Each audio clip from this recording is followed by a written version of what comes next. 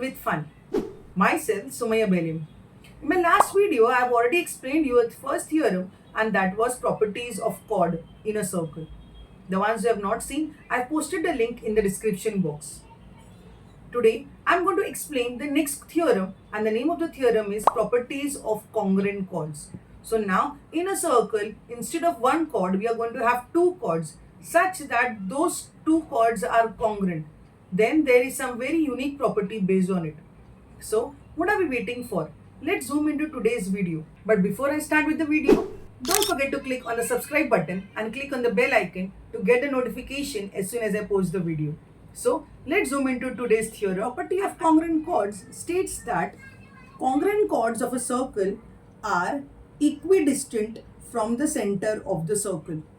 So here, when we have two chords, here AB and CD, such that both these chords are congruent, then the theorem says that it will be equal from the center. The distance is going to be equal. So here the theorem says that the measurement of length OP and the measurement of length OQ are going to be congruent. So let's understand this using the paper cutout method. We are having a center, and what I'm doing is I'm just folding it from the center so that we get a perpendicular here. And after getting a perpendicular, what am I doing it?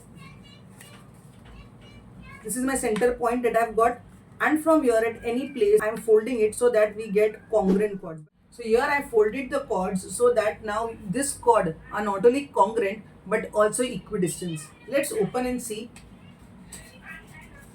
what we have got now. Here we have got these two chords. These two chords are definitely, by folding, you have understood the length of both the chords are going to be congruent, and here by folding you have understood this measurement of this segment and this segment are congruent. So by paper folding method, the concept can be easily clear. And once the child has understood the concept, ask the child to actually make a cutout and stick it in the book so that the concept is clear. So the teacher can do the activity in the class, ask a child to get a circular cutout and the sticks, and the child is going to stick the sticks over here, and thus the theorem will be proved from this. Here the child has written the measurement of this length PQ is 15.3. The measurement of length SR is also 15.3. And we have got a center O, and you can see the measurement of OA here it is 7 cm, and the measurement of OB here also it is 7 cm. So thus in an activity based, just ask the child to stick it in the book and the concept will be drilled in his mind throughout his life. The same thing can be explained using the same teaching aid. Here we are having two chords PQ and BD such that the length of both the chords are congruent and they are also perpendicular.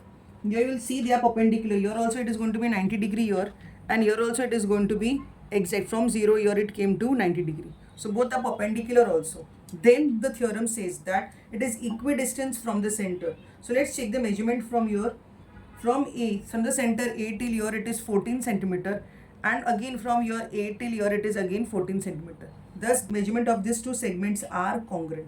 With this simple teaching aid, actual concept of the theorem will be clear to the students that when we have two congruent chords, then they are going to be equidistant from the center of the circle. Similarly, we have got the converse of the theorem, and the converse of this statement says that the chords of a circle which are equidistant from the center of a circle are congruent.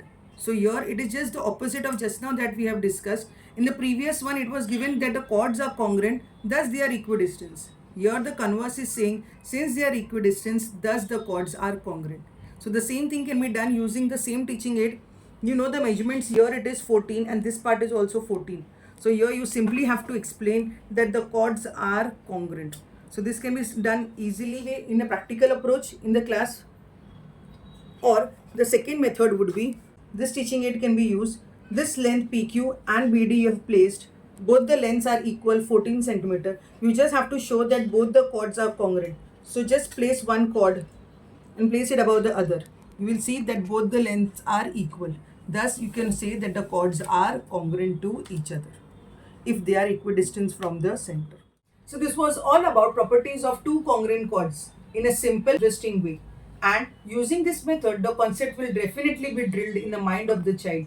And using this theorem in a sum will be much more easier for the students since he has understood the actual meaning of the theorem.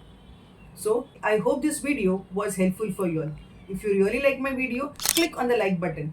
See you all in the next interesting and innovative videos. Thank you.